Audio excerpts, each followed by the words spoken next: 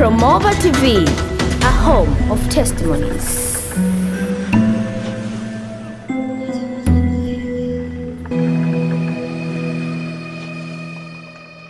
Yaani wachawi wanatengeneza malila, inaitwa malila jeshi, au wengine wanaita malila jambazi. Ni jina lisilo rasmi, nitakwambia baadaye kwa nini wanaita malila jambazi, lakini ni malila jeshi. Halo, ni malighafi hizi zote zinahitajika, yaani zote bila kupungua. Ili kutengeneza malila jeshi wanahitaji malighafi hizi zote bila kupungua. Nizitaje kwa haraka haraka. Malighafi hizi ambazo wanazitumia kutengeneza malila jeshi, ya kwanza ni damu kidogo kidogo kutoka kwenye koo za wenyeji wa eneo hilo. Damu kidogo kutoka kwenye kila ukoo. Kama kuna koo 10 hapo, watachukua damu katika zile koo 10, mmoja katika ukoo huo wanachukua. Cha pili imesema ni kichwa cha marehemu aliyekufa ndani ya siku 100. Sifa yake awe mwanamke, sifa yake nyingine awe na ndevu.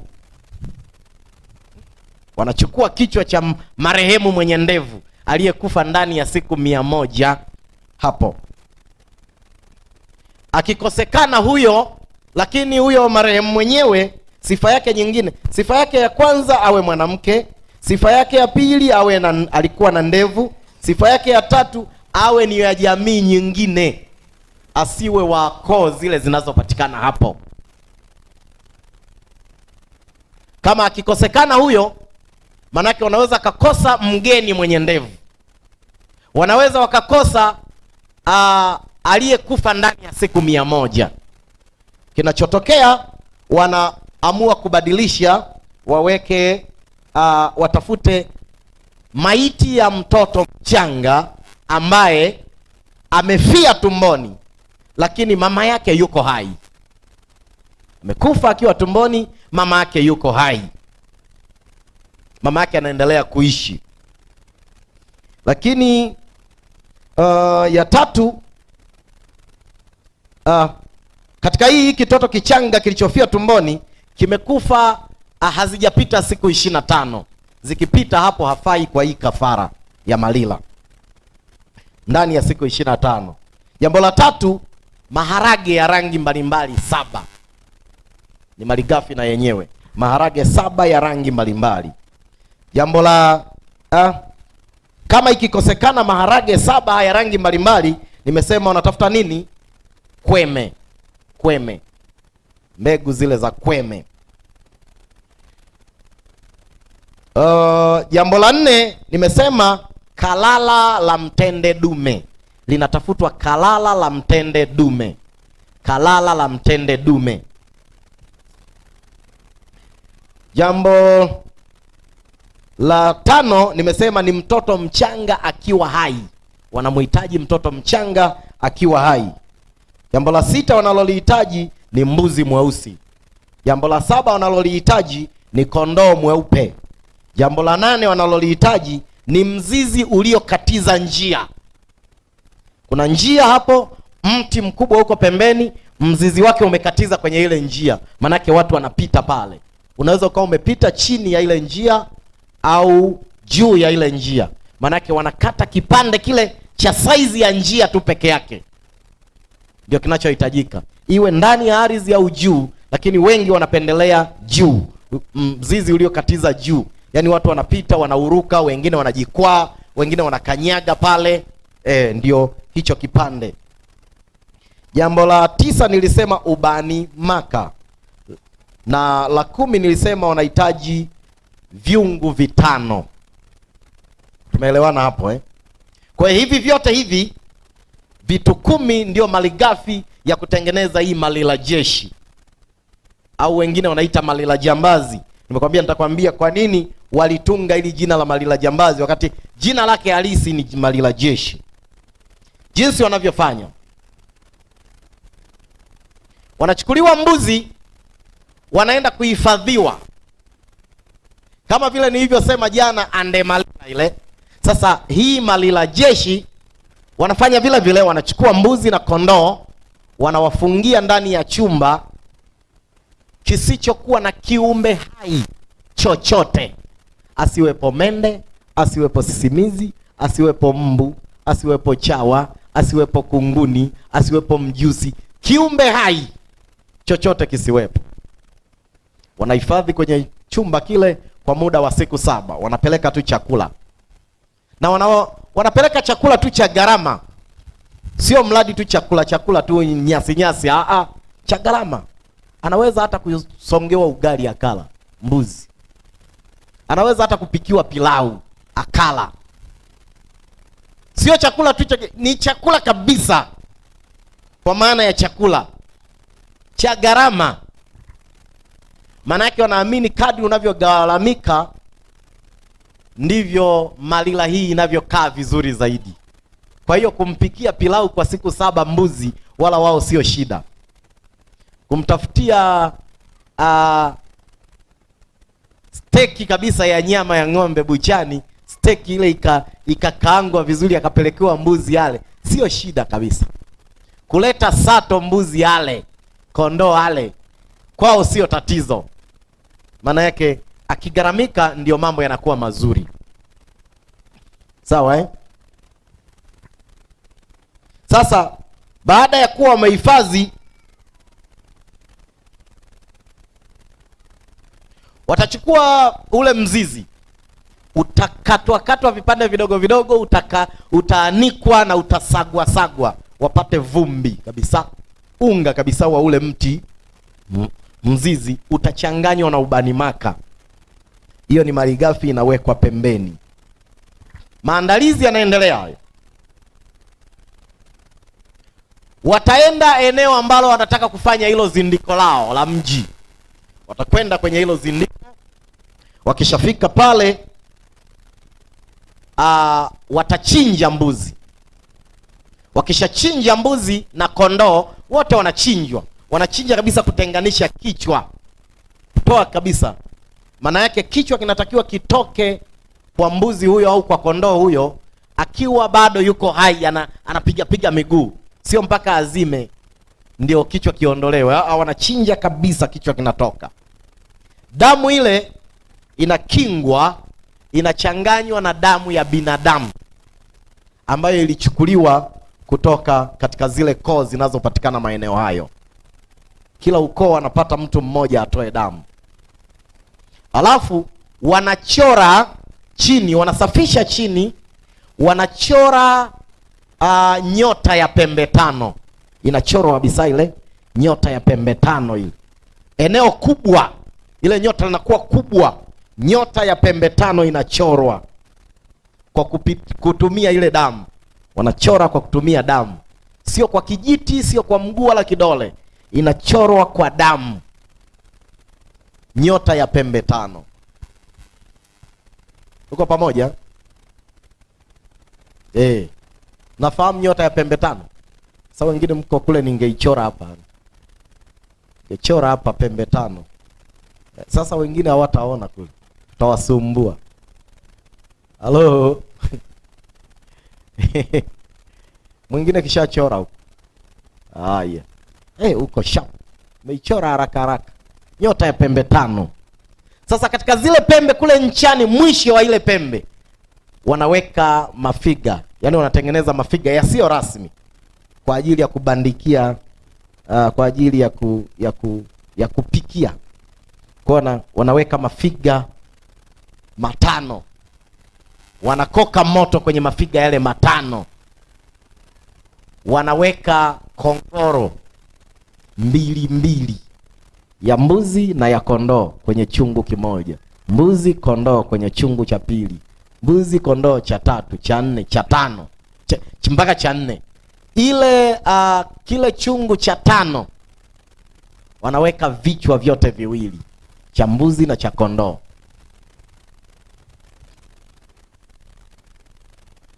Cha mbuzi na cha kondoo. Wakishafanya hivyo, wakati vinaendelea kuchemka, wanapitia kwenye vile vyungu, wanatupia ule vumbi lile lile vumbi lile lenye ubani maka na ule mti, wanachomea mle kwenye moto, huku wananuizia maneno ambayo wao wanayahitaji. Wanahitaji nini kwenye mji sasa?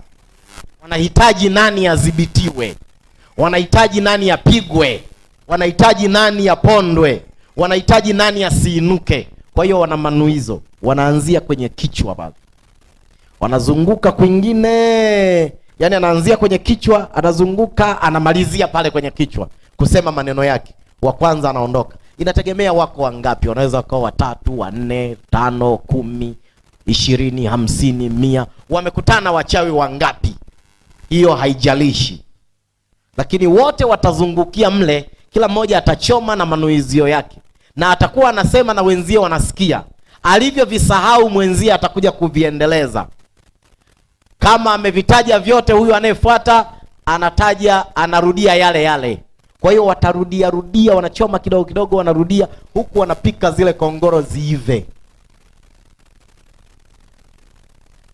Maana yake ni kwamba wanapopika kongoro iive, wanachokitaka kinaiva. Halo? Halo? Wakiamua kutengeneza mgogoro kazini kwako, utaiva kama hizo kongoro.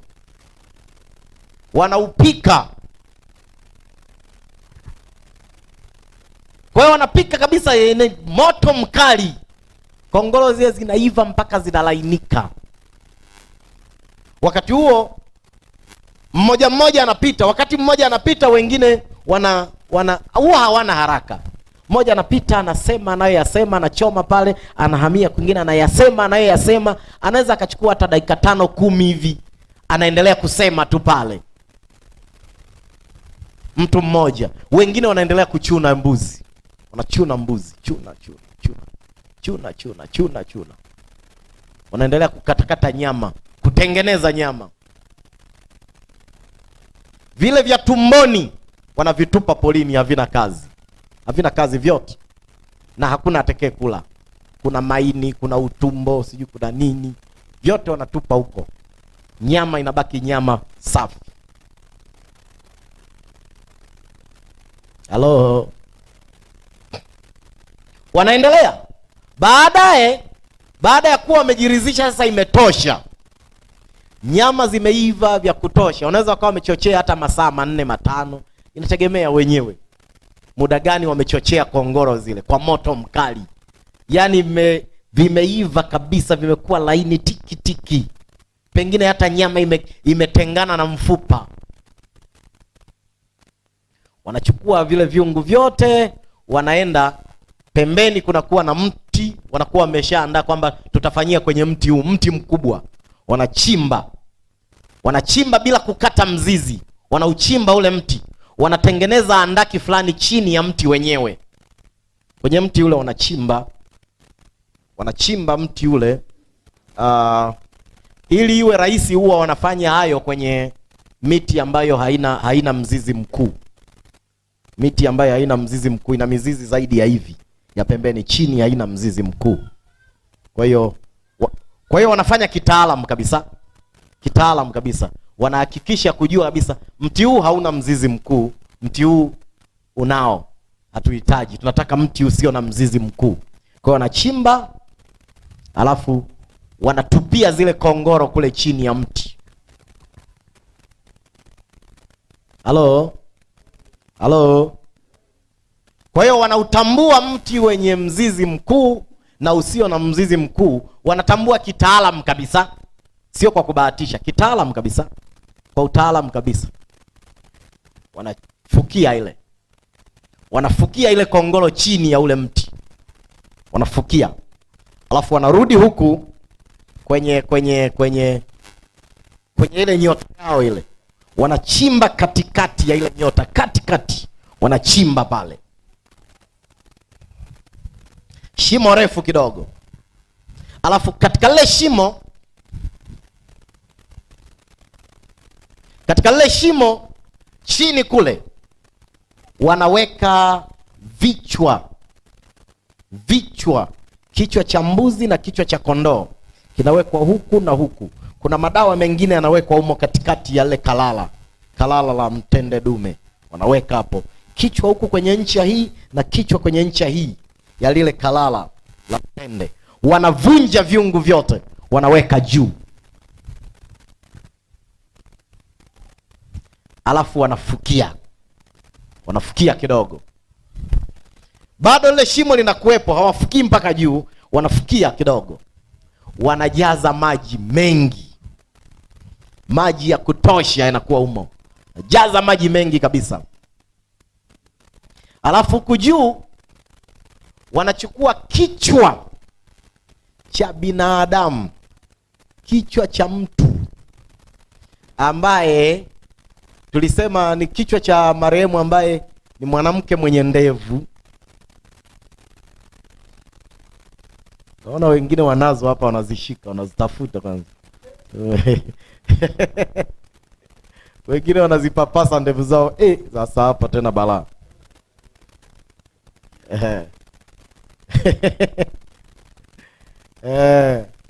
Wanachukua kile kichwa wanaweka hapo juu. Kile kichwa kinatazama juu hivi. Wanapanga maharage yale 7. Moja linakaa kwenye tundu moja la sikio, harage jingine linakaa kwenye tundu moja la sikio. Mawili hayo. La 3 kwenye tundu moja ya pua, la 4 kwenye tundu moja jingine la pua. Yanakuwa mangapi hayo? 4. La 5 kwenye jicho moja na jicho la pili, yanakuwa 6 hayo. La 7 linawekwa kwenye kinywa, domoni, maharage yani. Wanaweka udongo kidogo, alafu wanamwagia maji ili maharage yaote.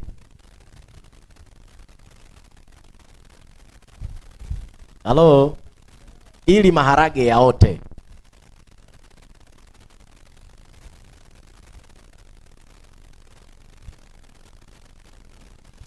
Yakishaota, kama amekosekana, basi wataweka kile kichanga kile kilichokufa, mama yake yuko hai. Wanaweka, wanapasua tumbo, wanaweka zile kweme, wanazipanga tumboni, afu wanaweka na mchanga pale kwenye tumbo. Tumbo hili linakuwa kama poti la maua hivi. Wanaweka na mchanga, wanaweka na zile kweme, wanamwagia na maji, wanafukia kidogo, wanamwagia na maji ili kweme ziote. Wanahitaji hizo kweme zilizoota kwa staili hiyo, au maharage yaliyoota kwa staili hiyo. Wakivuna maharage, kama ni maharage, watahitaji maharage 1000 kutoka katika ile zao lao. Lakini kama hayakutosha, kuna namna nyingine wanayapata huko, siendi sana. Lakini kweme zitahitajika 100. Ni rahisi kuzipata, sababu kweme zinazaa sana, nazaa mno.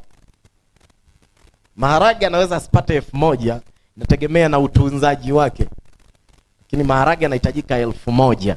Punje, sio ule mkole wa maharage, punje 1000. Kama ni kweme ni 100. Zikipatikana hizo, wanaenda kwenye mti waliofukia kongoro chini, unatobolewa, alafu yanapangwa maharage 100 ndani. Yanapangwa maharage 100 ndani. Yaani maharage yatahudumiwa pale mpaka yatatoa maua, yatazaa, yatakomaa, watavuna. Mavuno kabisa ya maharage.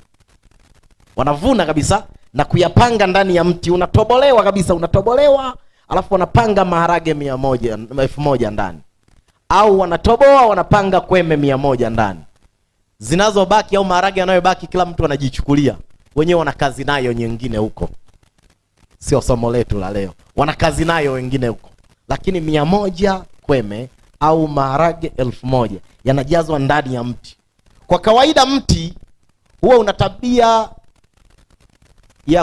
ya kutibu jeraha lake. Manake ukipanga maharage mle ndani, huu mti si umeujeruhi, itafika mahali utarudisha nyama, utaziba, tundu linaziba. Manake maharage yako ndani ya mti.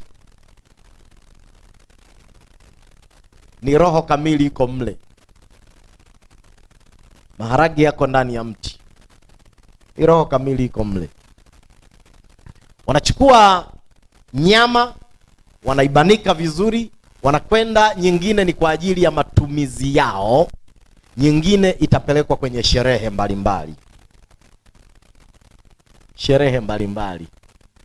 Hata kama haiwahusu, si wanapeleka tu nyama. Maanake watahitaji vipande vidogo au wanakausha kabisa upate vumbi kidogo kwenye sherehe yako wewe. Mtu anapita anaweka tu hivi. Hata kwenye maharage kidogo. Wananchi wa hapo wale, angalau ile roho iwazoee.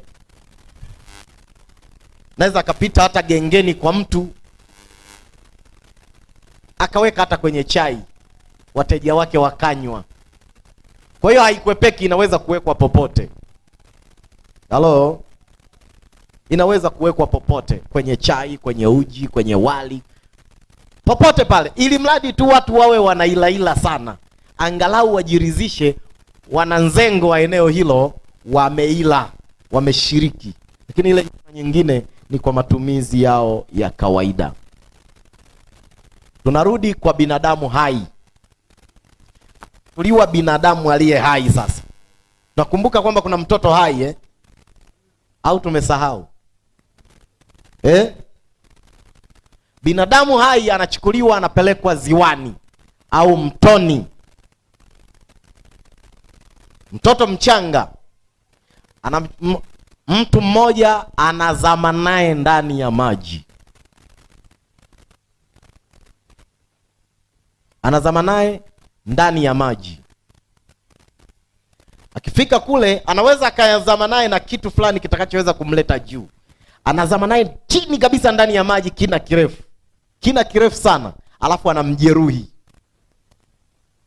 Akimjeruhi, anaweza akamrusha arudi juu, au amwachie, anakuwa amemfungia kitu cha kumfanya arudi juu, alafu wa juu kule anamdaka, anamuopoa. Huyu aliye ndani ya maji ndio anatoka sasa. Anatoka akiwa amehakikisha mtoto ameshanyakuliwa kule. Wanamchukua huyo mtoto akiwa hai bado, amejeruhiwa, ametoka ndani ya maji. Wanamchukua mtoto huyu, anakwenda naye sasa. Kama wachawi hao wana uwezo wa kuruka, wanaruka naye katikati ya miamba mikubwa au milima ya mawe au katikati ya msitu, wanamwachia. Ndio anakuwa ameachana naye hivi. Wanamwachia huko. Anaachiwa akiwa angani, kwenye anga la mbali. Wanamwachia mtoto, anaelea angani, anadondoka huko. Binadamu aliye hai.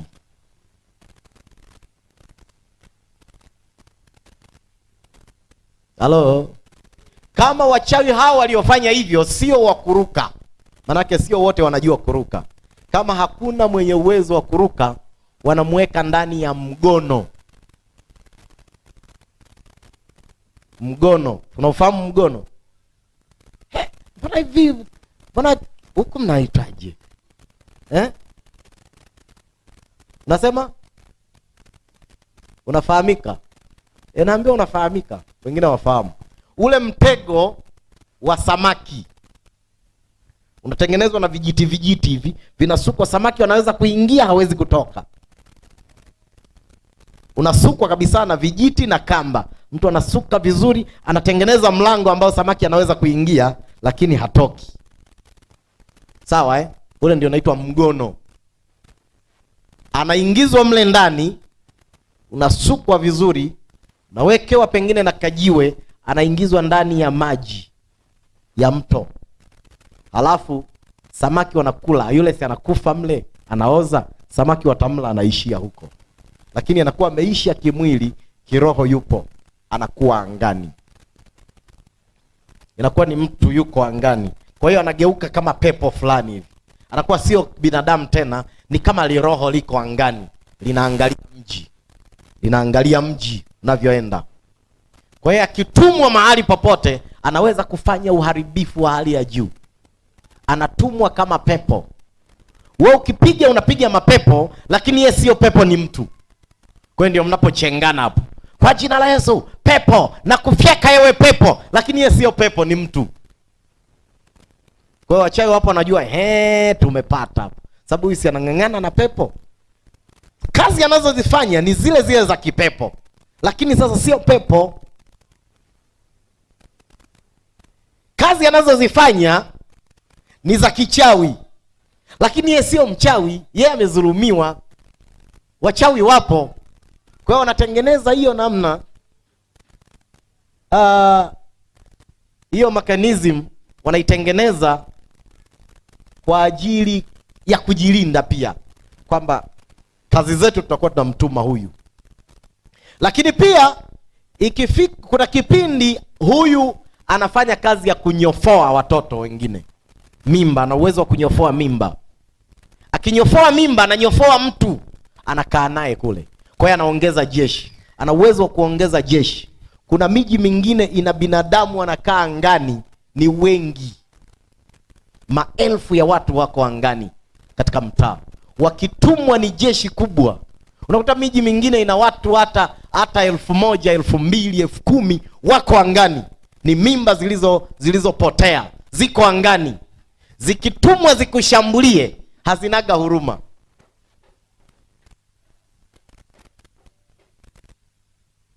Ukikemea ni pepo, wenyewe sio mapepo. Ukikemea ni wachawi, wenyewe sio machawi, ni watu. Sasa sijui tuwaweke kundi gani? Hivi tuwaweke kundi gani? Au wa hivyo tutawahitaje tunapoomba, ili tuweze kuomba vizuri? Tunasemaje? Vikosi vya uharibifu. Asante, tumepewa jina huku, vikosi vya uharibifu.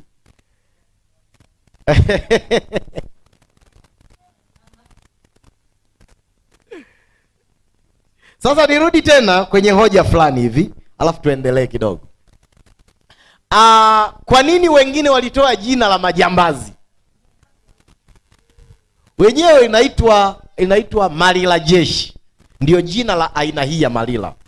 Ni tofauti na ile ya jana nilokuambia ya mbwa, ambayo ile inaitwaje? Ande Malila. Ile ya jana ni Ande Malila.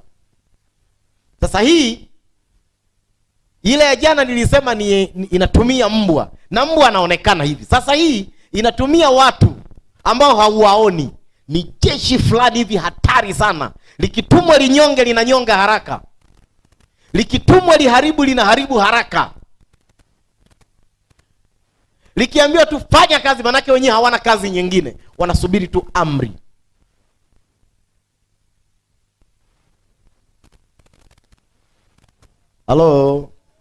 Halo. Kwa nini inaitwa majambazi? Inaitwa Malila jambazi. Wengine wametoa jina ambalo sio rasmi. Ni kwa sababu staili hiyo iliyotumika inafanana na staili fulani ya kijambazi.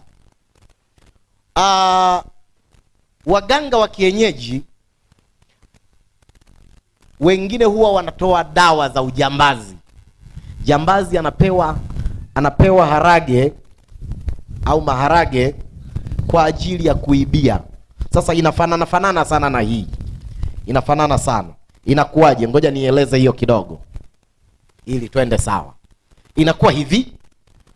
Mtu anaenda, bwana mganga, mimi nimekuja. Mimi ni jambazi. Nahitaji dawa kwa ajili nitakapoiba nisikamatwe. Mganga anachokifanya, anakuwa na maharage hapo meusi. Kayapataje?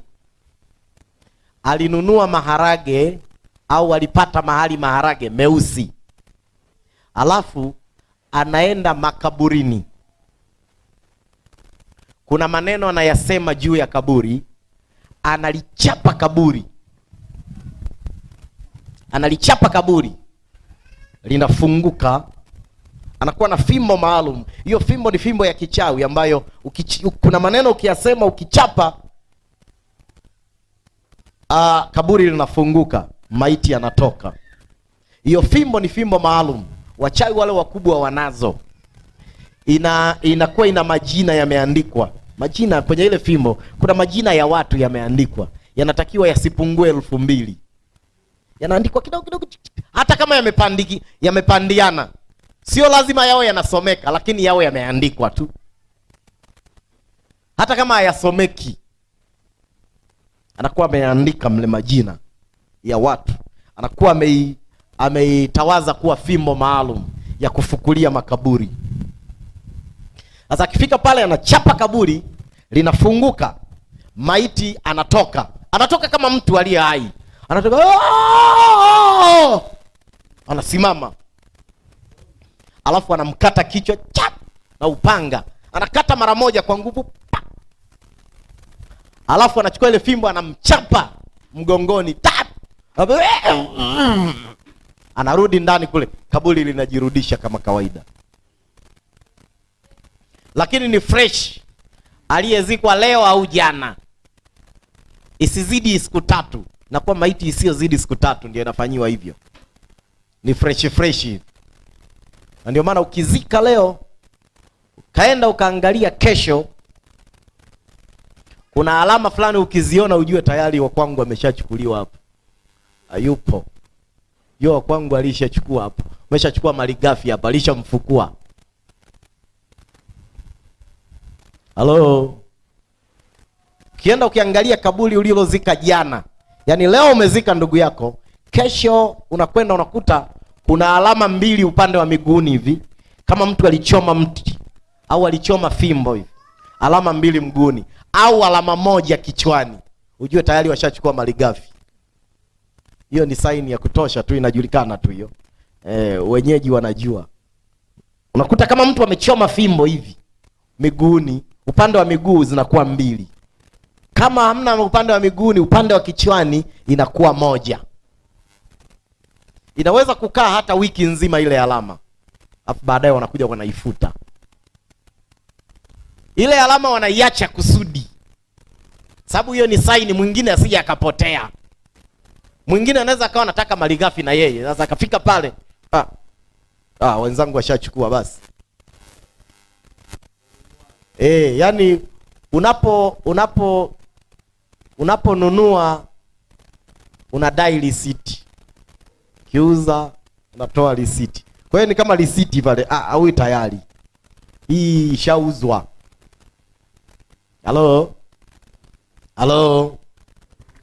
Kwa hiyo anarudi kile kichwa, anaondoka nacho kikiwa fresh vile, anaenda anachimba shimo, anaweka yale maharage 7 kwa staili niliyosema. Alafu umwagiliaji wake unakuwa tofauti kidogo. Yaani staili kuna vitu vinafanana, ndio maana waliita malila jambazi. Baada ya watu kuangalia, mbona hii kama inafanana na ile? Mbona kama inafanana na ile? Tofauti ziko kidogo tu. Anaweka kichwa, anaweka maharage. Hii niliyoisema ya malila inakuwa maharage ya rangi tofauti 7. Lakini hii ya kijambazi ni maharage meusi, anayaweka kwenye masikio yote mawili, kwenye tundu 2 za pua, kwenye macho yote mawili na kwenye kinywa. Anaweka udongo kidogo, anamwagilia maji. Na birika linakuwa maalum. Anamwagilia birika maalum hivi. Alafu anaondoka. Kesho anakuja anamwagilia tena. Na kuna maneno anayasema pale. Anaondoka. Kesho kutwa hivyo. Siku ya 7 anakuja na birika ile, anasimama nayo hivi. Hamwagi, anatulia. Kuna nyimbo zake tu anaimba hapo hivi. Kuna vipambio vyake anapiga hapo, anaimba. Vingine huwa anakuepesha kwa sababu ya haki zimehifadhiwa. Wengine ni watundu hapa, anaweza kajaribu ikawa sasa kesi. Anaweza kajaribu. Mimi wewe nakuamini, ila huyo jirani yako mimi simuamini. Simuamini hata kidogo. Kwani unafikiri namuogopa? Wewe mwambie, bwana mimi ananiamini ila wewe hapo. Wewe ndio ana mashaka na wewe tu. Wewe mwambie tu, wewe ndio ana mashaka na wewe, lakini mimi ananiamini. Jirani yako. Kwa hiyo mimi naogopa wengine wasije wakajaribu aka mchezo, kanaweza kakatiki. Lengo ni kukufanya wewe uwe askari mzuri, sio kukufanya uwe mchawi. Sasa akisha ile siku ya 7 anatulia, anaimba vinyimbo vyake vya kichawi, lakini naimba hivi vinyimbo vya kichawi vyote. Kibadilisha, akitoka wimbo huu anaingia wimbo huu. Toka wimbo huu anaimba wimbo huu. Chepetu mahepe mtoto akilia mlete. Naanza tena. Hapa. Sio huo, ni kama huo lakini. Anabadilisha nyimbo. Anabadilisha nyimbo.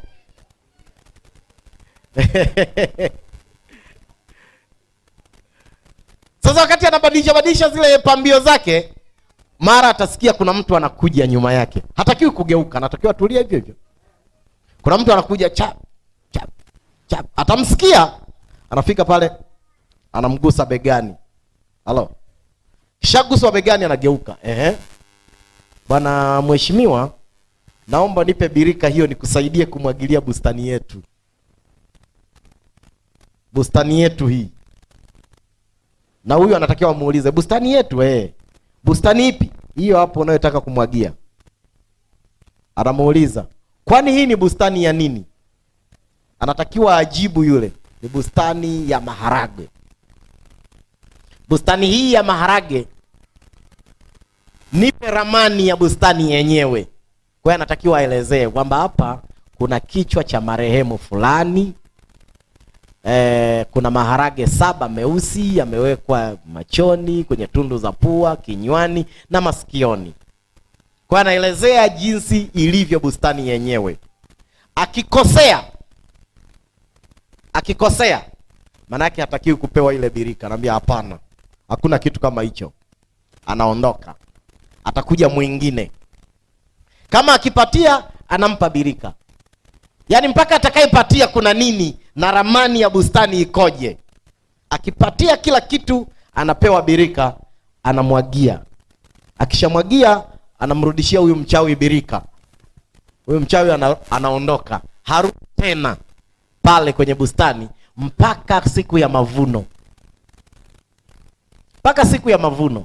Hatakiwi kukanyaga eneo lile kabisa mpaka siku ya mavuno. Maana yake anatakiwa ajue haya maharage yanavunwa baada ya muda gani. Ndio anakuja. Au mwingine anapanda na mengine nyumbani, anaangalia ukuaji wa yale ya nyumbani. Mpaka ikifika mahali pa kuvuna sasa maharage, ndio anaenda sasa kuvuna. Yakiwa yamekomaa kabisa au yamekauka au yameanza kukauka, ndio anaenda kuvuna yale maharage. Yale maharage anayaweka kwenye chombo fulani hivi cha kilichotengenezwa kwa kutumia mimea. Anahifadhi kwa muda wa siku 7 na madawa na manuizo na dua. Baada ya siku 7 inafaa kutumika. Kwa hiyo sasa mtu akija ni jambazi, anapewa yale moja yale harage. Anaambiwa hili hapa ni harage, unaweza ukalitumia kwenye ujambazi wako. Cha kwanza anampa jaribio. Anampa harage moja, anamwambia weka chini ya ulimi. Analiweka. Alafu anampa kioo, jitazame. Anajitazama, anamwambia unaona nini? Kwa hiyo jambazi kama yuko ukutani atamwambia tu naona ukuta huu. Manake hajioni. Akijiona dawa hiyo haimfai. Kwa hiyo anatakiwa asijione. Anambia basi tema hilo harage hapa. Hilo halifai, lilikuwa la majaribio. Kwa hiyo anapewa jingine moja tu. Anaambiwa hili lina uwezo wa kukuficha kwa dakika 20 peke yake. Sasa jambazi huyo ataamua aliweke kabla hajavunja. Maana yake akivunja asiwe anaonekana, au avunje akiwa anaonekana. Akitoka sasa, wakati anakimbizwa huyo analiweka alafu anapotea. Anaweza kapishana na watu wake hivi. Ni dakika 20. Sasa kwa jambazi dakika 20 ni nyingi mno. Yaani nyingi mno. Dakika 20 nyingi sana. Mwingine anaona hapa pana kamera, anaiweka anapoenda. Sababu anajua hapa kuna kamera zitaniona, hazimuoni. Mwingine akitoka tu ndio anaweka. Mwingine akiwa anafukuzwa, anakimbia kwanza, anajaribu kukwepa, anajaribu kukimbia. Akiona sasa hapa watanikamata, anaweka tap.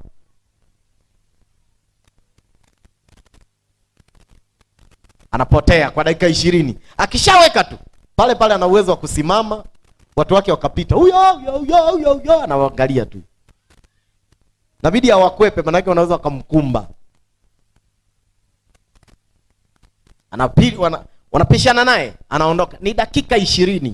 Kwa dakika 20 kwa jambazi ashakimbia na ashafika kwake, ashafungua mlango, ameingia ndani, amefunga, amezima na taa na amejifunika na shuka. Ni nyingi mno. Kwa anapewa hiyo, na ikishatumika mara moja haifai tena.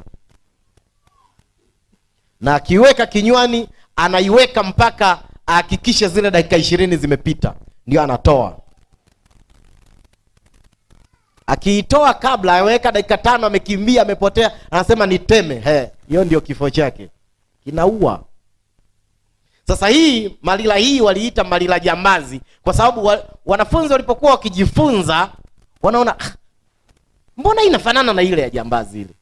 Tofauti yake ni kwamba huku ni maharagi ya rangi tofauti tofauti, ile ni rangi nyeusi tu. Tofauti yake ni kwamba hii inahitaji mwanamke mwenye ndevu wa jamii nyingine, yani ina masharti mengi kidogo. Kwa hiyo wakaita malila jambazi. Halo? Lakini malila ni malila. Nimeifafanua tu hicho kipengele cha kwa nini waliita malila jambazi. Lakini hii ni malila kabisa, malila kabisa. Nimeita malila namba 2, wenyewe wanaita malila jeshi. Ndio jina rasmi ambalo wametunga wao. Halo? Jambo hili ni hatari, wewe unahadisiwa tu usikutane nayo. Ni jeshi baya la watoto wachanga walioko angani. Roho hatari sana. Kila ukikemea unaona zinakuja tu. Sababu unakemea mapepo, zenyewe sio pepo. Unakemea wachawi, wenyewe sio wachawi. Wenyewe wameamrishwa. Na hata akirudi kwake anakuwa raia mzuri tu. Anakuwa raia mwema. Halo? Wakiwa wanajiona ni wachache, wana uwezo wa kuongeza jeshi. Kaangalia tu mimba ile wakachomoa na ile wakachomoa na ile wakachomoa na ile wakachomoa, wakakaa wenyewe angani. Wanajipanga. Kuna mahodari sana, kuna wazembe kidogo, kuna wa kawaida ambaye huwezi kumsifia wala kumbeza sababu anafanya kazi kwa kawaida. Wapo na vyeo wanavyo ndani ya mtaa. Sasa kumbuka, hao wameshakuwa roho, hawana miili na wako angani wanaishi. Maana yake sio wa kuisha leo wala kesho, na wanaongeza jeshi kila wanavyojisikia. Tunapambana nao kila siku. Kuna uchawi wa aina mbalimbali. Lakini sasa ukipata uchawi huu wa umaskini kutokana na malila, unashangaa kwa nini huu mji usiendelee. Halo? Halo? Kwa nini? Unajiuliza sababu gani ya msingi pasiwepo na hiki? Unajiuliza sababu gani ya msingi pasiwepo na hiki? Inashangaza. Kwa hiyo hilo ni jambo la kwanza ambalo mji uliopigwa na malila jeshi unakuwa maskini. Jambo la pili, hakuna wazo jipya. Kuna wazo jipya. Niliwahi kwenda mahali nikakuta kijiji fulani hivi kikubwa kweli, kimechangamka mno, lakini sikuona duka kabisa. Yani duka kwa maana ya duka hamna. Hamna duka kwa maana ya duka hamna. Nikauliza wenyeji, duka liko wapi? Wasema hapa kwetu hamna duka. Sasa mnapata wapi bidhaa zenu? Wanasema ni vibiashara tu vidogo ambavyo sio duka.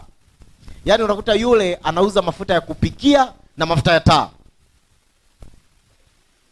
hivyo tu. Mwingine kule anauza unga ngano na unga wa ugali. Mwingine pale anauza vibiriti na sabuni. Mwingine anauza, yani kila mtu anauza kidogo. Hakuna mtu mwenye vyote hivyo. Kwa hiyo ukitaka sabuni, mafuta ya taa, unga, mchele, unaenda pale unakusanya. Au kama una watoto wengi, huyu unamtuma sabuni, huyu unamtuma unga, huyu unamtuma mchele, huyu unamtuma nini? yaani vitu tofauti tofauti, ndivyo wanavyoishi na wenyewe wanaona sawa tu. Ule mji uko hivyo, wamekaa hivyo, manake hamna mwenye wazo la kuweka duka, hamna wazo jipya. Na Malila hii hamna wazo jipya, mpaka wale waamue sasa pawe na duka ndio litakuwepo. Wazo jipya hamna, uwezi kulitoa. Utalitoa wapi? Utalitolea wapi? Kwenye kichwa kipi? Wakati vichwa vyote ni mali yao. Wanatawala mawazo, wanatawala fikra za watu. Watu wanakuwa wamefungwa kwenye mawazo hayo. Halo?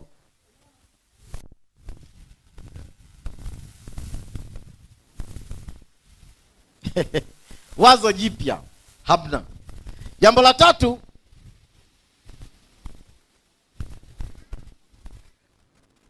mji uliofungwa na Malila jeshi una sifa ya kupokezana mafanikio.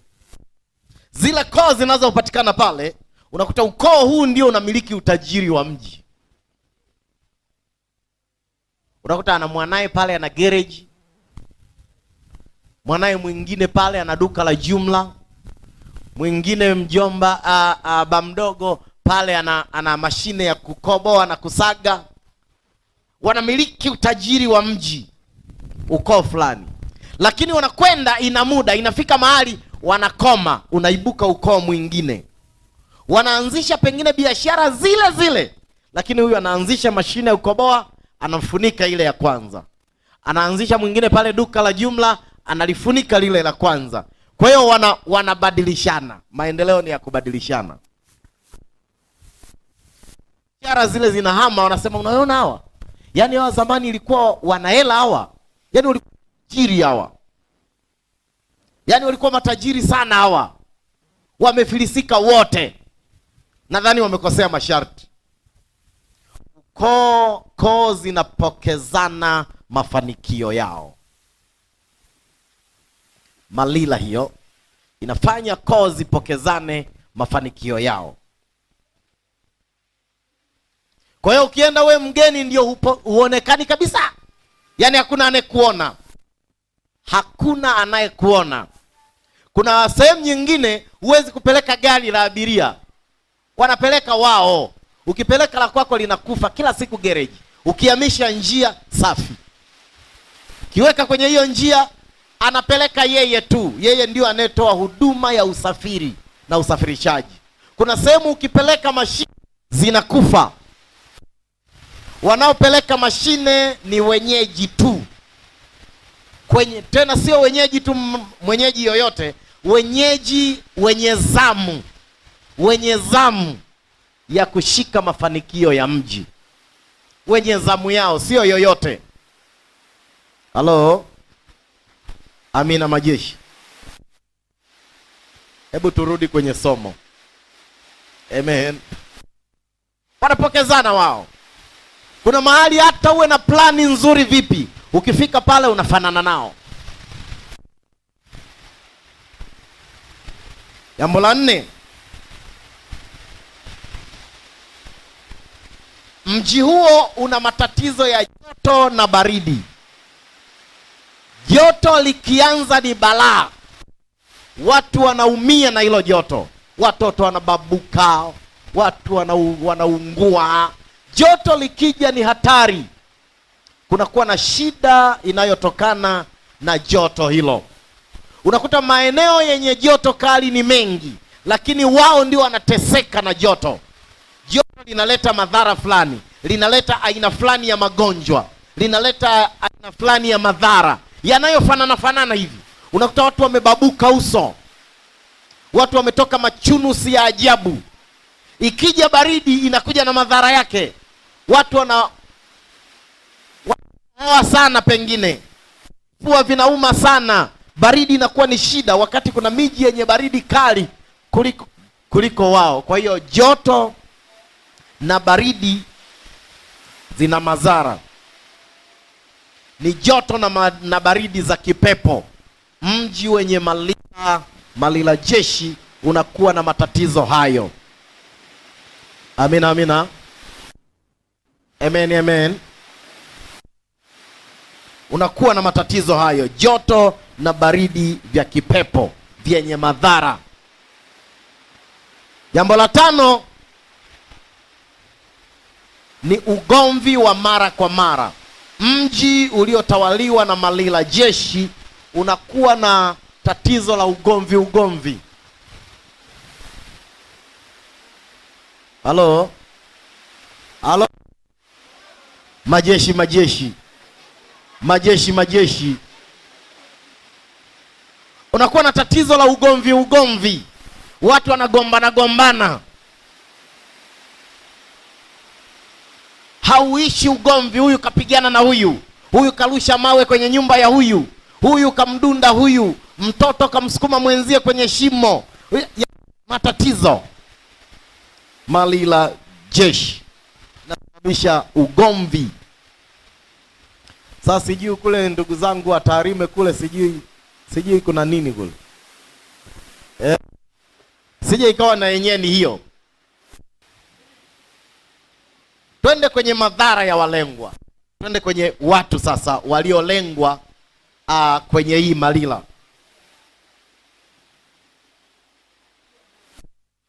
Jambo la kwanza kwenye hii malila linalowapata wale walengwa, kwa sababu lengo la malila ni kuwalinda wenyeji wazawa na kuwadhuru wageni au kuwafukuza wageni.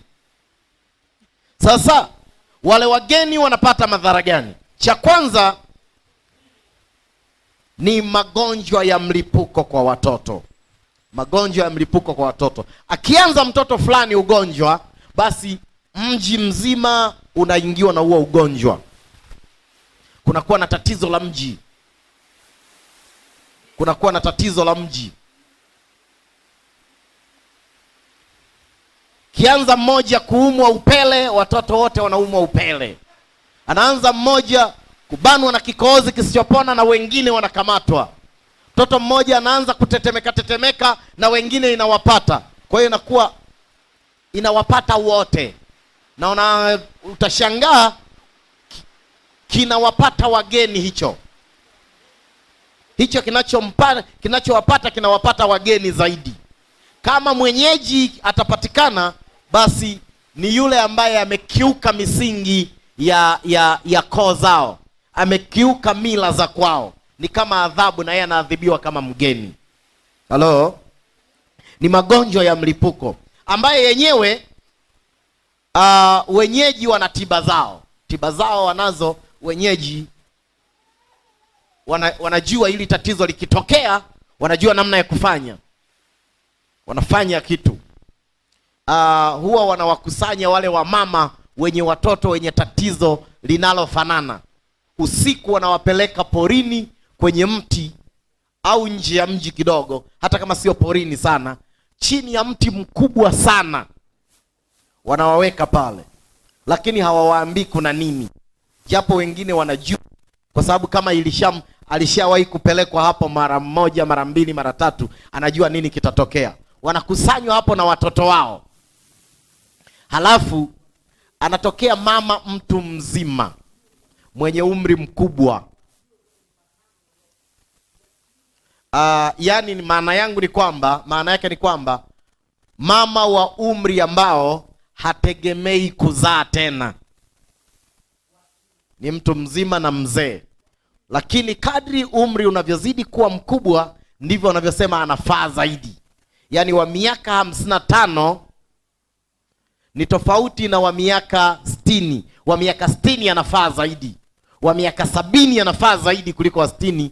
Kadri umri unavyozidi kwenda, ndivyo anavyofaa zaidi. Kwa hiyo anatafutwa mama mtu mzima ambaye hawatamuona wakati wanaenda. Anakuwa sehemu, anawashtua. Kama atapuliza firimbi, kama atapiga kelele, lakini anawatisha. Kumbuka ni usiku mwingi. Kwa hiyo wakishtuka wale wa mama, kikiwatisha kitu, au anaweza akaja na maguo meupe, alafu akapita pale katikati, akatokea hivi, anawatisha. Ile kitendo cha kuogopa, ndio watoto wamepona. Wao ndio tiba yao wenyeji wanavyofanya. Yaani kitendo cha kuwatisha wale wa mama wakaogopa, ndio watoto. Sio lazima waogope wote, lakini wengi wao wameogopa, wameshtuka. Aliyeshtuka zaidi ndio mwanaye atapona haraka zaidi. Aliyechelewa kushtuka au ambaye hajashtuka, basi mtoto wake anachelewa kupona. Majeshi wanaifanya. Wewe uliza wenyeji, ukiwaambia wewe ulize tu, ikitokea ugonjwa wa watoto wa mlipuko mnafanyaje? Wale wenyeji wanakwambia bwana, hii tunawatisha. Anatokea mama mmoja mtu mzima, anawatisha alafu anapotea. Anawatisha alafu anakimbilia huko, wasimjue ni nani. Watakuja kumjua siku nyingine kwamba aliyewatisha ni fulani, aliwatisha ili watoto wenu wapone. Halo. Jambo la pili,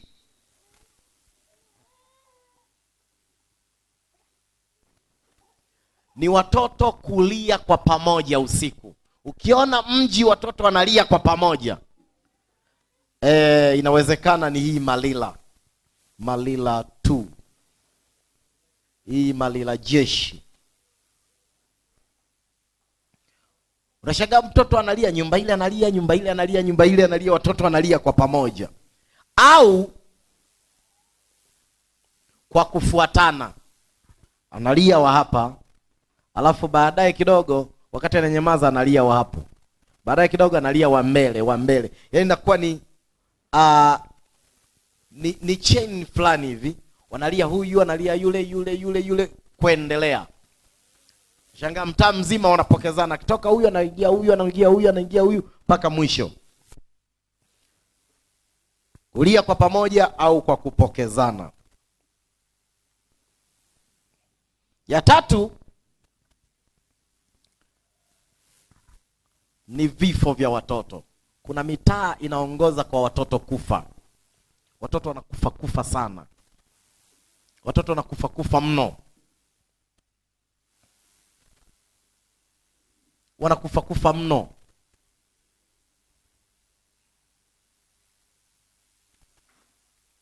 Nilikuwa nasoma historia ya kabila fulani hivi, wanaitwa Makonde. Wanasema wao ni watoto wa bwana mmoja aliyezaa na kinyago chake. Yaani wenyewe wanaikubali hiyo. Wamakonde wanakubali hiyo historia, wanasema ni historia ya kweli kabisa. Kwamba kuna bwana mmoja alikuwa mtaalamu wa kuchonga vinyago. Anachonga vinyago anaviuza. Anachonga anaviuza. Anachonga vinyago anaviuza. Sasa akachonga kinyago cha kumfariji kikubwa chenye umbo la binti mrembo sana. Akakichonga kwa ustadi mkubwa, akakiweka ndani. Ingawa wengine wanasema kwamba kile kinyago ni tenda ya mtu, alipewa tenda ya kuchonga kinyago kizuri namna ile. Sasa yule mwenyewe mnunuzi akakosa hela. Kwa hiyo kuna hadithi mbili tofauti hapo. Wengine wanasema alikichonga kwa ajili ya kumfariji, wengine wanasema mteja alikosa hela ya kulipa, kwa hiyo akakiweka ndani. Sasa yule bwana ni mlevi pia. Akitoka huko katika pombe zake, anakuja anaita, mke wangu, nimerudi mumeo, nimerudi. Anagonga, kong. Mke wangu, fungua mke wangu. Afanza, kangu, mbona hutaki kufungua? Basi ngoja nifungue. Anafungua. Akiingia ndani, anambia, aya, mke wangu, yani umesimama hapa kabisa, hata kunifungulia unifungulii. Mke wangu, mbona hujibu? Umepika chochote? Mke wangu, mbona umetulia haujibu chochote? Haujapika? Basi ngoja mimi nilale. Mimi natangulia. Ukisikia kulala utakuja. Analala. Ni kama kujifariji fulani. Anajifariji.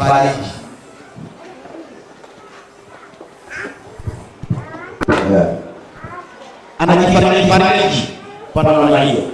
Sasa ikaenda kila siku anafanya hivyo. Mmoja anagonga. Akasikia mtu anayetika ndani.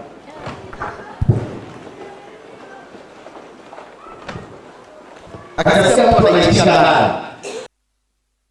Kashtuka. Nani huyo? Katulia. Kufungua akamkuta yule kinyago kageuka kuwa mtu. Ambia, we kila siku unanisemesha wakati unajua mimi ni kinyago. Sasa leo tuongee sasa. Sasa basi bwana, hakuna cha basi. Leo tunaongea, mimi ni sinu unaniita mke wako. Leo sasa nakuwa mke wako kweli. Jamaa pombe zikamtoka. Kuanzia hapo akawa amepata mke, akaambiwa na uruhusi kuniacha. Na wakalala naye. Sasa Wamakonde wanasema hiyo ni historia yao, kwamba yule baba na yule mama walikuwa wanakaa eneo fulani hivi, wakaishi kama mke na mume. Watu hawajui huyu mke kampata wapi. Akazaa naye watoto. Zao mtoto wa kwanza akafa, zaa mtoto wa pili akafa, akawa kizaa na kufa. Wakasema hapana, hili eneo sio zuri. Wakahama kutoka eneo hilo kwenda sehemu nyingine. Sasa wenyeji sana wanasema inasadikiwa eneo lile lilikuwa na malila ya namna hii. Wanaojua malila ni nini wanasema huenda eneo lile wanaamini kulikuwa na malila hiyo, na yule alikuwa mgeni eneo lile. Kwa hiyo watoto wakawa wanakufa. Kwa hiyo vifo vya watoto ni tatizo kubwa eneo lenye malila kwa wageni. Jambo la nne, kuharibika kwa mimba. Eneo hilo wageni, mimba zinaharibika sana. Wageni wanaharibu mimba sana. Halo? Wageni wanaharibu mimba sana.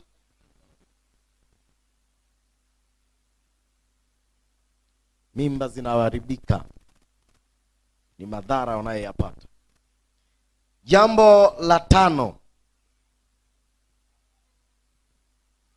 watoto kuchelewa kupona. Watoto kuchelewa kupona.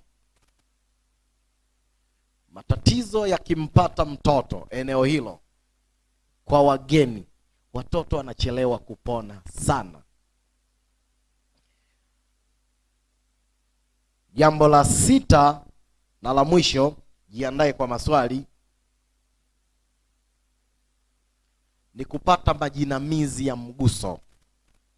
Jinamizi la mguso. Watu wengi mmewahi kusikia habari ya jinamizi. Kuna aina kadhaa za majinamizi, aina nyingi tu zipo aina nyingi za majinamizi. Ni aina fulani ya mapepo. Kunakuwa na majinamizi. Sasa jinamizi hili ni la mguso. Kwa kawaida jinamizi linakufanya unasikia tu umekamatwa, ila hakuna mahali palipoguswa. Husikii kama kuna kitu kimekushika, lakini unajikuta kila ukitutumka ili utoke, hautoki.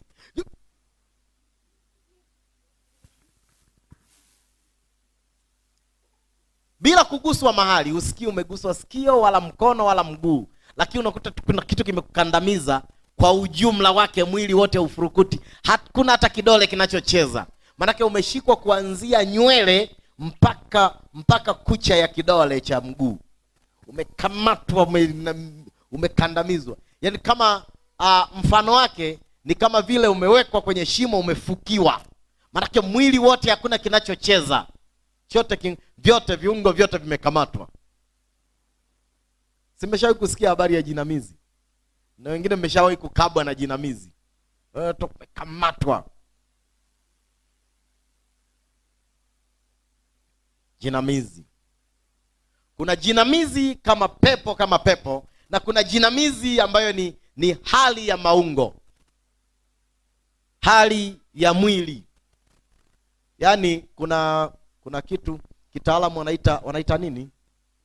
Wanaita sleeping paralyze, yaani mwili una paralyze kwa ajili ya kukusaidia kulala, ili ulale. Na hiyo inatokea unapokuwa na usingizi wa mang'amng'amu.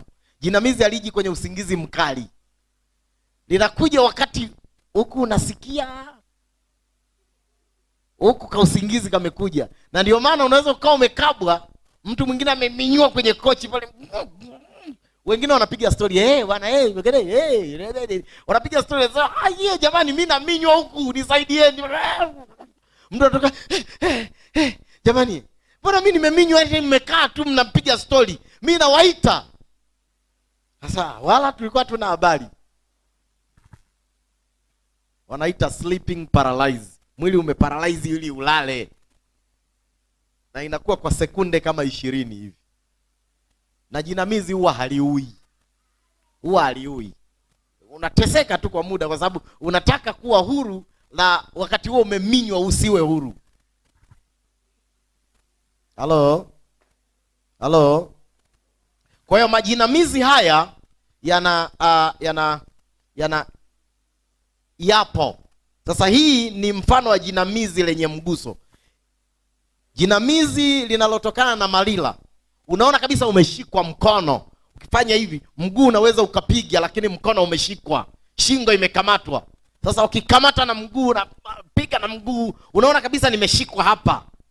Nimeshikwa kama mkono, nimeshikiwa hapa au nimeshikiwa huku au nimeshikiwa huku. Mkono unaona na uliposhikwa.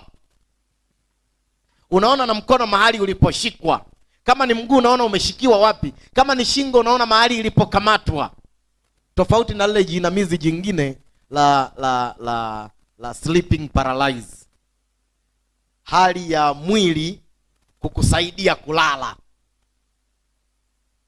Kuna majinamizi ya aina nyingi ambayo tumeyasikia. Kuna majinamizi mengine ni maroho. Maroho fulani ambayo yanahangaika kutafuta mahali, kutafuta kitu cha kuwasaidia kuishi tena. Kuna watu wanapotea, wako humu mtaani tunapishana nao. Ni binadamu.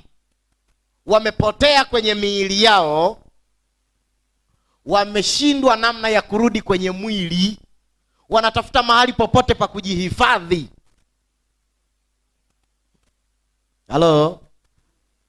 Wanatafuta mahali pa kujihifadhi. Hayo pia na yenyewe ni aina ya majinamizi fulani. Kuna mtu ana swali? Niulize swali kama lipo. Kuna swali hapo. Amina. Unaweza ukawa na mtoto mchanga usiku akawa analia sana hapo kwa masaa kama 3-4. Kwa hiyo anakuwa amewaona wale wangani. Inawezekana, manake hiyo ni dalili mojawapo. Sasa mbona unaanza tena wewe? Unaanza tena kwenda kwenye somo la kesho.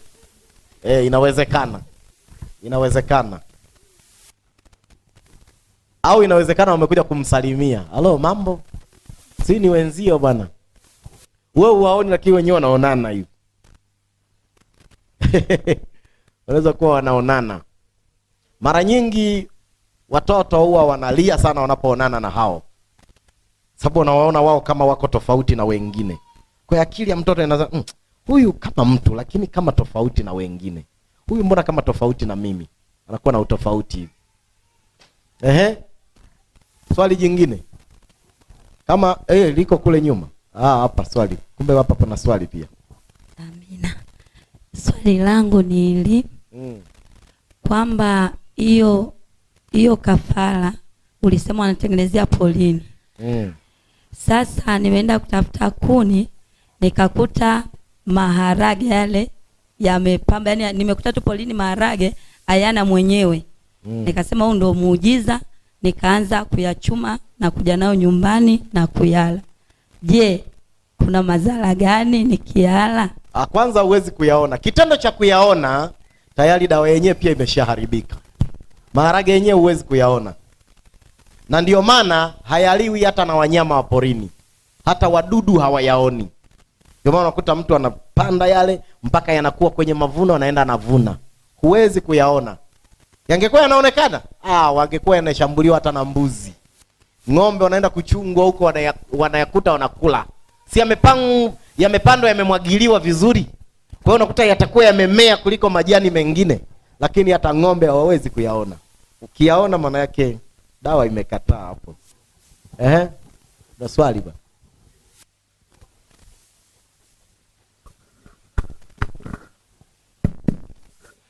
Napenda kufahamu vile viungo ambavyo vinakuwa vimezikwa kwenye mti. Je, ukiviona kuna madhara yote yanaweza kukupata? Asante kwa swali. Hakuna chungu kinachozikwa kwenye mti. Kwenye mti zinazikwa kongoro. Vyungu vinapondewa pale juu ya karala la mtende dume palipozikwa vichwa viwili. Vinapondwa wanaweka pale juu. Alafu wanafukia, ndipo kinakuja kichwa cha mwanamke mwenye ndevu kama Madam Wema.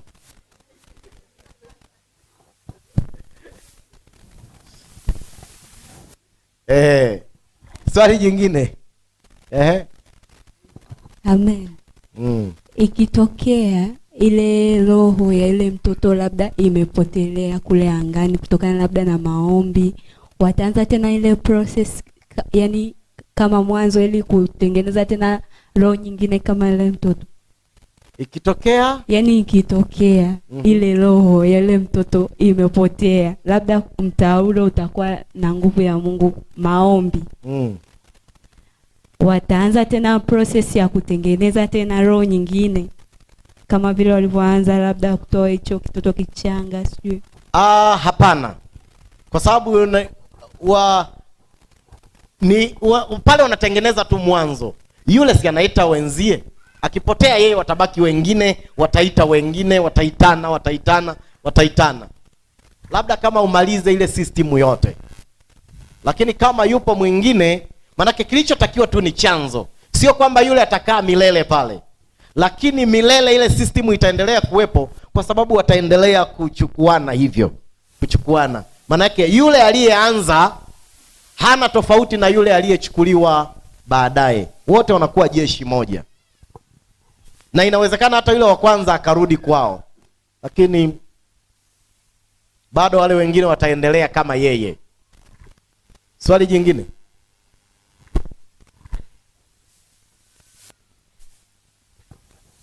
Kuna swali pale. Nataka ujibu nini? Majeshi ya Bwana. Nilikuwa nauliza hivi swali kwamba umesema kwamba wanaweza kumtumia mtu ambaye mwanamke mwenye ndevu au amekufa siku hizi 2. Sasa sio ndani ya siku 100. Ndani ya siku 100. Sasa ambaye ana ndevu afu hajafa hawezi kumtumia. Labda wamuue. Wanaweza wakasema sasa hapa tunamhitaji mwenye ndevu hapa. Na hakuna. Lakini yupo mtu yuko kule, hatujaona maiti yake. Unaweza wakamfanyia mpango afe. Ni kama vile mtoto huyo. Anaweza akafanya mpango amuulie tumboni, alafu mama yake aendelee kuwa hai. Kwa hiyo inawezekana kufanya hivyo. Kuna swali jingine bana? Nilikuwa nataka nijue, kwa mfano yani wametafuta mtu mwenye ndevu wakakosa, afu akampata yule hai. Yule labda aliye hai, tuseme Madam Wema anajua kupiga majeshi. Sasa ikitokea wamemshindwa itakuwaje? Wanachukua mtoto aliyeko tumboni. Ndio nimeweka option 2. Kama watapata kichwa watatafuta maharage. Kama wakikosa wasifa hizo, watatafuta mtoto aliyefia tumboni, mama yake bado yuko hai. Manake hapo watatafuta kweme lingine. Kwa mfano sayani wameamua sasa kushindana naye, kuna labda malipizi mengine, labda kilo. Kushindana na nani? Yaani kushindana na yule mwanamke waliomshindwa. Yaani wanamtaka yeye ila wakamshindwa. Asante, swali zuri. Ni kwamba hawatashindana naye sana kwa sababu wana option nyingine. Watakachokifanya kama ni ushindani, wataufanya ushindani wakati kazi itakapokuwa imekamilika. Tayari wale watoto wako angani, wanaweza wakawatumia, pata huyu. Lakini pale wanapotaka kufanya kazi yao, hawataki iwe ya ushindani. Hata wakigundua tu kwamba huyu maiti tunaitaka kuchukua kichwa chake, anaweza akatuletea shida kwa ndugu zake, hawachukui kwa sababu wanataka kazi yao iwe njema, iwe na viwango, iwe bora. Kwa hiyo sasa ubora wa kazi yao usije ukaharibika, wanaamua tu wachukue mtu ambaye ni mwepesi, mtu ambaye ni rahisi. Ndugu zake watarizika haraka kwamba ndugu yetu ameondoka kwa njia halali, kwa njia Mungu kamchukua, Bwana alitoa, Bwana ametwaa. Hawana shida, ili kazi yao isije ikawa na matatizo hapo baadaye.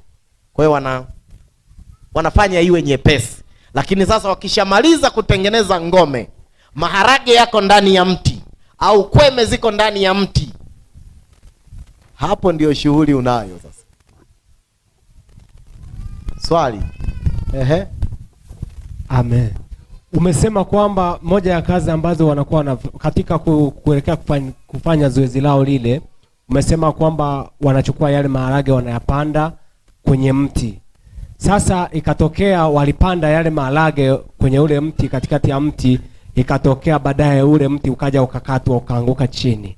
Je, na ule mti ulipoanguka chini, yale maharage yao maana yake hayajapata kustawi, inakuwaje pale? Sidhani kama ulielewa. Hawapandi maharage, wanautoboa mti, wanayaingiza ndani ya lile tobo. Mti una tabia ya kujiziba, shimo linajiziba, maharage yanakuwa ndani ya mti, hayawezi kuota, yako ndani ya mti. Imeeleweka vizuri? Kwa hiyo anatakiwa yakae mle. Kuna vitu fulani yanavivuta katika ulimwengu wa roho, kuna kazi inafanyika, au zile kweme zinakuwa ndani ya mti, wanautoboa, wanaweka ndani. Baada ya muda fulani ule mti unajiziba, kuziba kile kidonda, yani mti unapona kidonda chake, maharage yanakuwa ndani, yanakuwa mle, yanakuwa humo. Lakini ule mti wao sio wajinga, wanaulinda kwa nguvu zote. Sio wajinga wauache tu hivi mtu yoyote aweze kukata. Yaani mtu anaweza tu kukata tu hivi. Wanakuwa na umakini kweli, makini sana. Naona maswali yanazidi kuwa mengi. Asante. Mimi naomba nisaidiwe pale ambapo wanatengeneza uchawi. Unataka kupajua? Pale wanapotengeneza uchawi, umesema kwamba kuna damu inakusanywa kidogo kidogo toka sehemu mbalimbali. Hiyo damu inakusanywaje? Niliomba kujua hapo. Wenyewe wanajua jinsi ya kukusanya, wana mbinu nyingi kabisa za kukusanya damu kutoka katika kila sehemu kidogo kidogo. Wana mbinu nyingi kwa sababu damu ile haihitajiki nyingi. Kwa hiyo wana uwezo wa kuikusanya wenyewe. Kichawi wanaenda wanaichukua, unaweza kaichukua tu kichawi tu, wanakwenda kwenye, unajua hapa tutapata ya ukoo fulani, hapa tutapata ya ukoo fulani, hapa tutapata ya ukoo fulani. Ingawa pia wakati mwingine wanakosea. Kukosea kwenyewe kuna kuaje? Unaweza ukasema huyu ni mtoto wa Masanja, kumbe baba yake ni Mwakanandi wa Mbeya, mama alichepuka. Hapo ndio balaa sasa. Kwa sababu pia kuna makosa yale ya kwamba makosa ya kiufundi. Badala ya kuchukua damu ya ukoo wa Masanja, wameenda kuchukua damu ya ukoo mwingine wa Ngonyani toka Songea, kwa sababu mama alifanya michezo fulani pengine, alafu mtoto akapewa jina, kumbe sio. Sasa yale mapepo yenyewe anajua huyu ni wa ukoo fulani, damu yake ikija itakuwa ni ya ukoo huo. Kwa hiyo hawa ambao wamefikiri wamechukua ya ukoo wao, manake wanakuwa nje na wenyewe wanakuwa ni sehemu ya wageni. Wenyewe wanakuwa kama wageni, manake damu yao haimo katika zindiko lile. Umeeleweka vizuri? Swali jingine.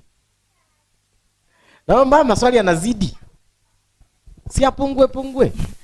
Siku moja angalau uulize swali la wengi hivi, wengine wapungue. Siku moja niliota ndoto moja pale mtaani tunapoishi, kuna mwanamke mchawi alipokuja usiku alikuwa ameshika mtoto. Sasa nilipomuona ananipa yule mtoto, nikataka kumshika mtoto, alikuwa na nguvu za ajabu. Sasa nataka kuuliza, huyo mtoto aliyekuja naye ni waangani au ni uchawi mwingine huo? Hicho ni kitu kingine. Amen. Kitu kingine kabisa hicho. Inawezekana alikuwa anatembea na mwalimu wake. Huyo mtoto ndio bosi, anamwambia bwana fanya hivi, fanya hivi.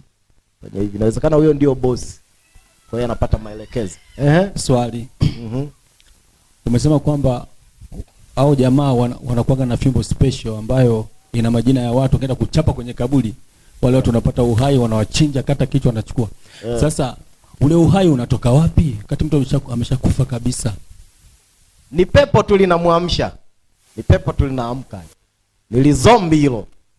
Linanyanyuka hivi, ni roho iko ndani ya kipepo. Kichapa tu kuna roho inaingia, inamuingia yule ananyanyuka. Anapiga kelele. Hapo anakatwa panga. Anarudi. Na wanatumia nguvu gani kwenda pale wanapochukua kile kichwa na kwenda kuweka yale maharage meusi ili kumtengeneza yule mtu sijui asionekane? Ni nguvu gani ambayo inatumika mpaka inakuwa vile? Kuwa vipi?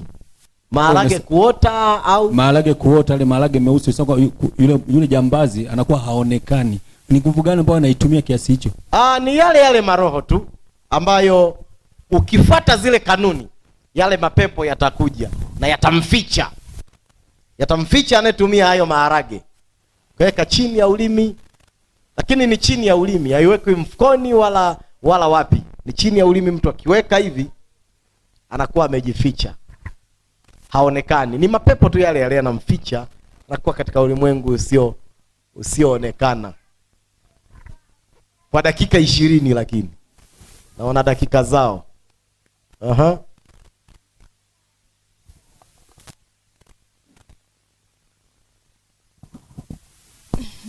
Nilikuwa napenda kujua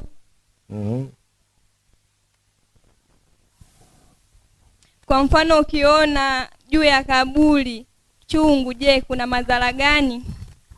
Hilo haliko kwenye somo letu. Hilo ni somo jingine kabisa. Ni vizuri kuuliza kwenye somo letu ili tuone namna tunavyoweza kulimalizia. Swali langu ni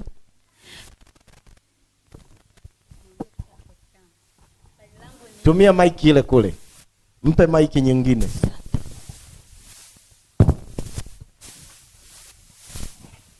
Swali langu ni hili, kwamba umesema ukifika kwenye lile kaburi akipiga fimbo yule mtu anatoka.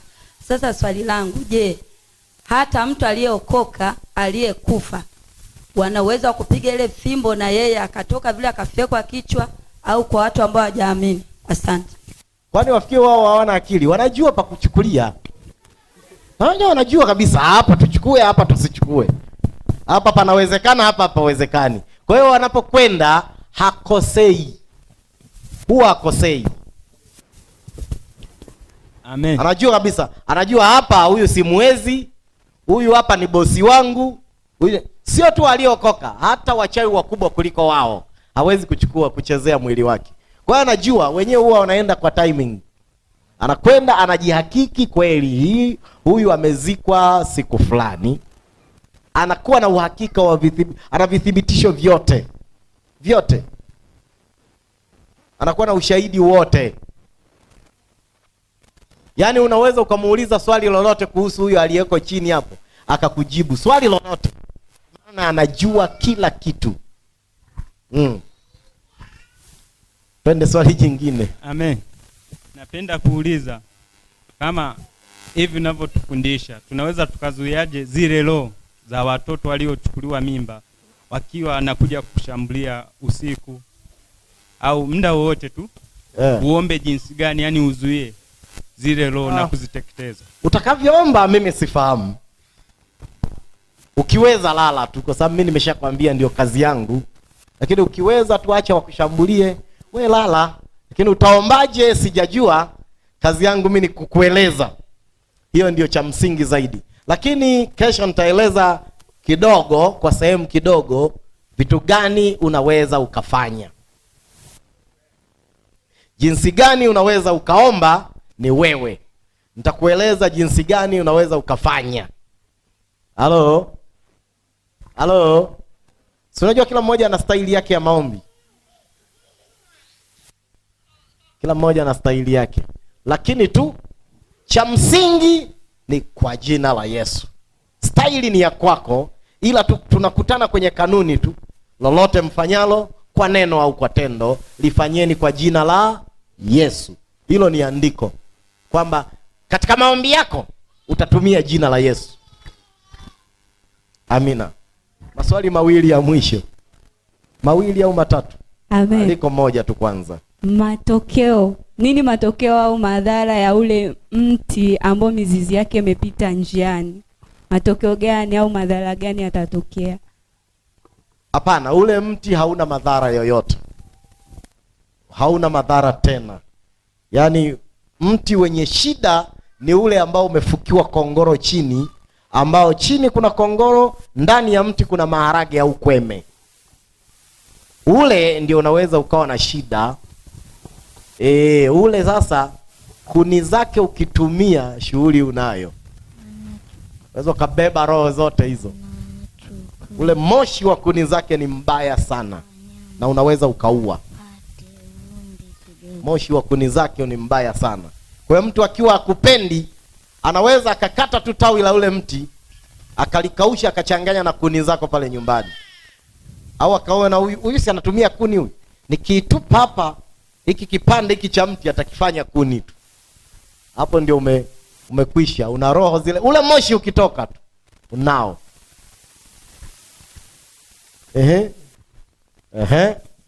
Amen. Swali langu ni hili. Kwamba pale walipofanyia kafara wakaondoka. Sasa mimi sasa hivi miji inatanuka. Nikaja nikanunua kiwanja mahali pale ambapo alifanyia kafara, nikajenga nyumba. Je, madhara gani yatanikuta kwa sababu nimejenga eneo waliofanyia kafara ile? Asante. Na hawakubali hiyo. Hawawezi kukubali. Yaani wakubali kabisa upanunue. Ni ngumu hiyo, hawawezi kukubali. Wakiona mji unasogea huko, manake si unafanyia polini, wanaweza wakachukua wao, hata kwa gharama yoyote wakanunua wao, ili mradi iwe ndani ya miliki yao. Ni kitu ambacho wachawi hawawezi kukubali, mtu anunue sehemu ile iliyofukiwa vitu au kwenye mti. Pale kwenye ile nyota ile ya damu na kwenye mti, hawawezi kukubali mtu mwingine hapamiliki. Kama hapana miliki ya mtu yoyote, ni porini ambapo hapana miliki ya mtu, watapaacha. Ikionekana sasa watu wanaanza kwenda huko, watatafuta namna ya wamiliki wao.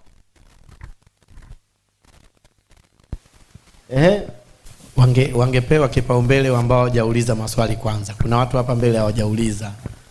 Wale ambao hawajauliza ili tusiwarudie tu wale. Asante kwa kutusaidia.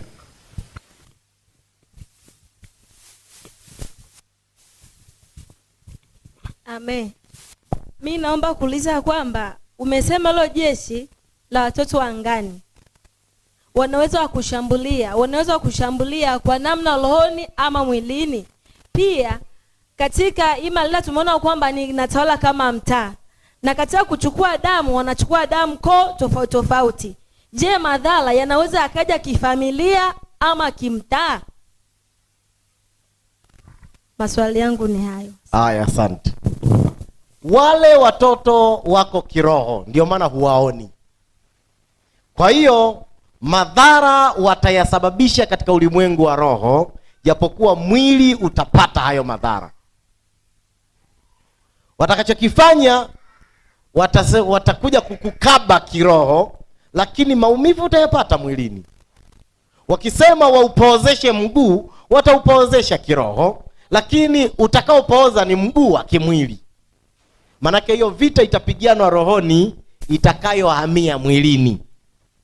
Ukiweza kuimudu kule rohoni, manake mwili hautapata madhara.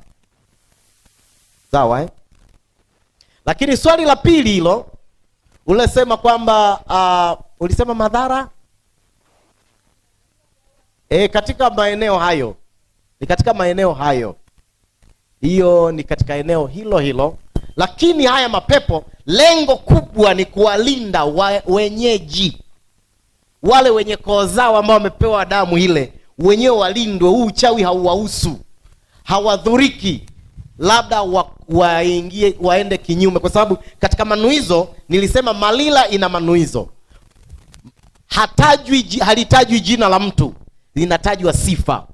Wahivi wale wanaoamka saa 9 kuomba kwa jina la Yesu ni maadui. Wale wanaosema Yesu ni Bwana ni adui. Yule anayefanya hivi na hivi, yani lengo ni kwamba ni kuwadhuru wageni, wale wazawa wawe salama, walindwe. Lengo ni kuwalinda, lakini kumdhuru mwingine ni jambo la ziada. Lakini mtu anazuhulika automatically na yale manuizo. Tayari wewe unakuwa umebaguliwa. Huwezi kuishi salama kwenye huo mji. Labda uwe na nguvu kubwa ya maombi. Analindwa mwenyeji asipatwe na madhara ya kigeni. Analindwa mwenyeji asije akaokoka. Analindwa mwenyeji asije akaombewa. Analindwa mwenyeji asije akabadili dini. Analindwa mwenyeji ili asije akapata mila ngeni. Analindwa mwenyeji ili asije akadhurika na wageni. Sasa ikitokea kuna jambo jingine linahitajika, ndio wanatumwa wale watoto. Zindiko la huyu mwenyeji, analindwa na ule mti na ile pembe ya damu, ile nyota ya damu, na huu mti unamlinda. Wale watoto wanatayarishwa kwa ajili ya mahitaji ya ziada. Tuko pamoja eh? Hiyo ndio kazi ya malila. Kazi ya malila ni kulinda wenyeji na kufukuza wageni. Huwezi kukaa labda uende ukaombe kwao, wakukaribishe rasmi. Wanasema bwana, unataka utawale hapa? Waone wazee. Unataka umeteuliwa kuwa mkuu wa wilaya hapa? Nenda kawaone wazee. Manake bila ya hivyo uwezi. Hapa uwezi. Wanakupa na historia. Fulani alikuja akashindwa, fulani aliondoka bila kuaga, fulani alikufa ghafla, fulani. Kwa hiyo wewe nenda kawaone wazee. Unakuta unaenda kwanza unawaona wazee. Wazee wanaenda kule, wanafanya jambo kwa ajili yako, ndio unabaki na wewe unakuwa sasa ni mwenyeji. Halo?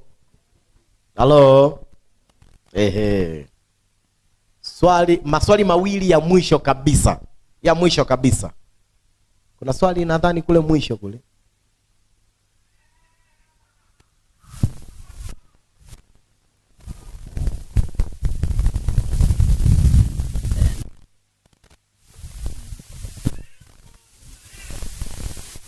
Nataka nikuulize swali moja, lipo ndani ya mada hiyo hiyo, linafanana.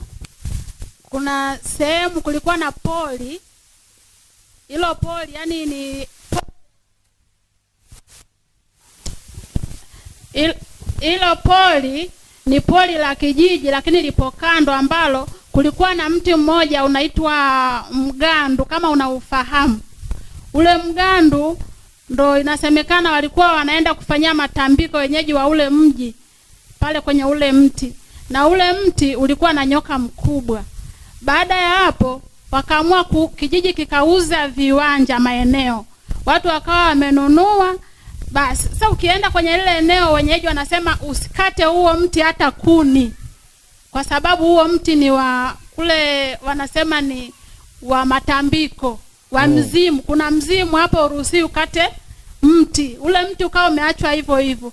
Baada ya kuuzwa lile eneo, watu wakawa wanaogopa kukata kuni pale kwenye ule mti. Baada ya hapo, ukienda kukata mti unamkuta nyoka, unamuona kabisa nyoka. Watu wanaogopa, wanaondoka.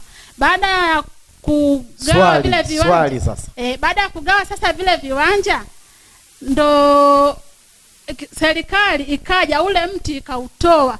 Ina maana ule mzimu wao waliutoa, ulikuwa ni wa yule nyoka. Ina maana waliweza kuuhamisha. Kwanza hilo sio somo la leo. Hicho kinaitwa kapuchi. Mti wa kapuchi haifanani kabisa na malila. Kwa hiyo ni tofauti. Wanafanya matambiko yao na kuna nyoka hapo. Mingine inakuaga na chui. mingine inakuwa na joka hivyo, mingine inakuwa na likinyonga fulani kubwa hivi. Kunakuwa na mnyama fulani ambaye anakuwa hapo. Kwa hiyo ni tofauti kidogo. Sijajua kama ninaweza kuielezea kipindi hiki, sababu iko nje ya ratiba kidogo. Huo ni mti wa kapuchi ambao ni mti wa mizimu, ambayo mtu yeyote anaweza kwenda. Sasa Malila sio kila mtu anaweza kwenda, ni wale tu walioamua kuifanya. Mti wa mizimu yoyote anaweza kwenda, akafanya maombi yake, akatoa sadaka zake, akaeleza ya kueleza yoyote. Sasa Malila sio yoyote. Ukienda yoyote haina maana. Kapuchi ndio yoyote anaweza kwenda, hata kama sio wa ukoo huo, hata kama sio wa kabila hilo, mradi afuate zile taratibu. Anakwenda pale chini ya mti wa kapuchi, anasema anayeyasema, anaeleza anayeyaeleza, anafanya anachokifanya, anaondoka. Swala la mwisho kabisa, la mwisho, hamna mtu mpya? Haya, uliza. Asante.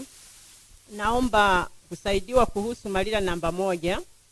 Jana ulisema juu ya matatizo yanayowapata wageni. Wale wageni, ina maana matatizo yanayowapata anaweza kupatwa kwenye uzazi. Yule mzazi kama ni mama anajifungua mtoto asiye na akili. Sasa kama amejifungua mtoto asiye na akili, ili arudi huyo mtoto kuwa na akili zake, atafanya nini? Jana nilieleza kabisa jinsi ya kupambana na hiyo Malila. Nilieleza kabisa. Ya leo ndio sijaeleza, lakini ya jana nilieleza kabisa. Kama unaomba kama unaomba unapiga wapi, nilieleza mahali pa kupiga au kitu cha kufanya. Maana yake hivyo vikifanyika, yule ande Malila akashindwa kufanya kazi zake tena, mpaka nilitoa na muda. Nilisema saa ngapi? Saa 8 na dakika ngapi? Mpaka saa 8 na ngapi? Mpaka na muda nikatoa. Kwa hiyo wewe pitia tu kwenye hizo kumbukumbu zako, na ulikuwa una bidii kabisa ya kuandika. Wewe angalia tu, usiwe mvivu wa kusoma. Soma tu, utaona nilieleza muda wa kupiga, nilieleza vitu vya kufanya, nilieleza mahali pa kufikia. Kwa hiyo wewe isome tena, utaipata.